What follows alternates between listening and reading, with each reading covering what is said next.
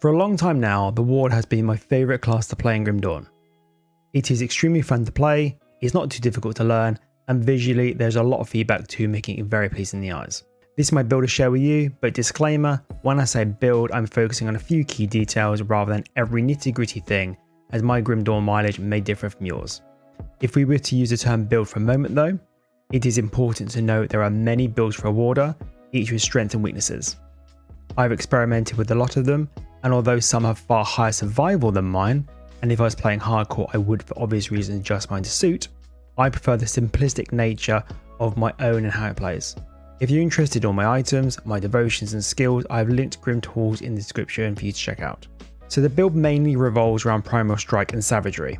Primal Strike is used as my main source of damage and is used to clear 90% of enemy packs in the game. Savagery is used in conjunction with Primal Strike on harder packs and bosses that don't go down so easily. Savagery is needed as although Primal Strike does a shed ton of damage, it does nothing to keep me alive. Tenacity of the boar within the Savagery tree aids with health regen and slow resistance, as well as buffing general lightning damage too. Wind Devils with Rage and Tempest helps me lower the overall elemental resistances of enemies, which in turn allows me to do even more damage. I try and keep 3 Wind Devils up at any time, as their primary purpose is to debuff the enemies for me, but as a secondary bonus they also deal decent damage on their own. Stormcaller's Pact is my exclusive skill for obvious lightning damage reasons. Also, it looks bloody cool when turned on. Mogdrogan's Pact is a skill I adjust a fair bit depending on how I'm feeling. For hardcore this should be maxed, but for softcore it can be lowered for less of a benefit, however I do not recommend foregoing it completely. In the soldier tree is very simple. Military Conditioning, Field Command and Scars of Battle all max because of health, armor and resistance reasons. I do have one point in Menhir's Will as well for a minor safety net. Now I also use Warcry to reduce enemy health and reduce their damage output too. This is a skill I'm currently experimenting with to see how effective it is in the long run. At the moment it feels good though. What I do not have in my build are any totems, which may surprise some Warder players. I got rid of them for now as the build become too complicated to play. I was spending more time keeping my totems up along with my Wind Devils and Savagery stacks, and I was doing less damage due to less Primal Strike action.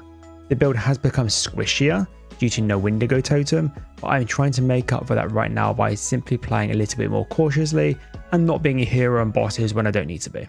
In regards to all my devotions, I recommend you check out the Grim Tools link provided, but the 3 core ones are Altos, Shepherd of the Storms, Kraken and Spear of the Heavens. These give me a massive boost in my damage output with lightning and two-handed weapons. Now in terms of gear, I won't bore you with every single item, but the main focus is the complete mythical Altos set and the dual wings of Anubar. Those rings took far too long to get, and the second was actually given to me, thank you Arcade Life, there's a link in the description to his channel, as I was going crazy trying to get the second myself. The rest of my gear aims to improve Primal Strike, all Shaman skills and lightning damage output. And of course my components and augments aim to do the same when not adding resistances. To play the build is really simple. Keep Wind Devils up, hit anything that moves with Primal Strike, and use Warcry where possible. That will do for most things, but for bosses and large enemies, add in the 5 or 6 Savagery stacks to complement Primal Strike hits. I hope this has helped some of you with your Warder builds. It's such a fun class to play, and if you've never tried it, I recommend doing so.